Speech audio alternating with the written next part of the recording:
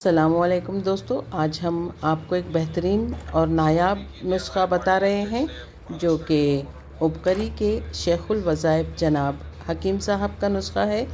इसमें आपने एक बोतल पानी लेना है और उसमें चंद चीज़ें शामिल करना है जो अभी हम आपको बताने वाले हैं। ये पानी आपने सुबह और शाम पीते रहना है और जैसे जैसे इसका पानी ख़त्म हो जाए आपने इसमें पानी वापस से भरते रहना है और ठीक 5 दिनों के बाद इसमें की तमाम चीज़ों की जब जायका ख़त्म हो जाएगा तो आपने दोबारा से नई बोतल तैयार कर लेनी है और वापस से ये नुस्खा तैयार कर लेना है।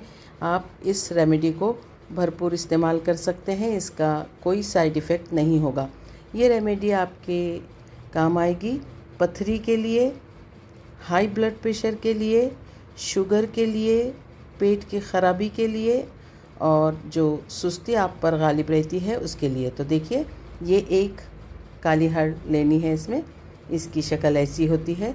आपने ये किसी भी हकीम की दुकान से ख़रीदनी है, बहुत ही सस्ती मिलती है और इसमें से आपने एक ही काली हड़ लेना है और बाकी बाद में इस्तेमाल कर सकते हैं। एक वक्त में आपको एक ही काली हड़ लगने वाली है। 1 चम्मच सौंफ का इस्तेमाल करने वाले हैं हम लोग, जो खाने के लिए इस्तेमाल करते हैं सौंफ, और 1 चम्मच हम अजवाइन का इस्तेमाल करने वाले हैं इसमें, जो कि आसानी से हमारे घरों में अवेलेबल है।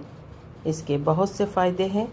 ये जो मशरूब बनने वाला है इसके कोई साइड इफ़ेक्ट्स नहीं है, लेकिन इसमें भरपूर से फ़ायदे हैं। ये हमारी बड़ी काली इलायची है जो कि हम खाना पकाने में इस्तेमाल करते हैं, इसमें भी बहुत से फ़ायदे हैं। ये हरी इलायची है, ये 3 इस्तेमाल करनी है। तो हमने सबसे पहले बोतल में पानी लिया, 3 काली इलायची, 3 हरी इलायची, 1 चम्मच सौंफ और 1 चम्मच अजवाइन का इस बोतल में शामिल किया और इसे रात में हमने तकरीबन मगरिब के बाद तैयार किया था।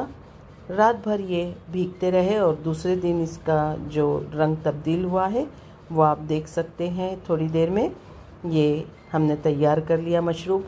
आप चाहें तो इसको फ़ायदे के लिए दरूद शरीफ पढ़कर दम कर दीजिए इस बोतल पे, आपको और इसके मुफीद फ़ायदे मिलेंगे।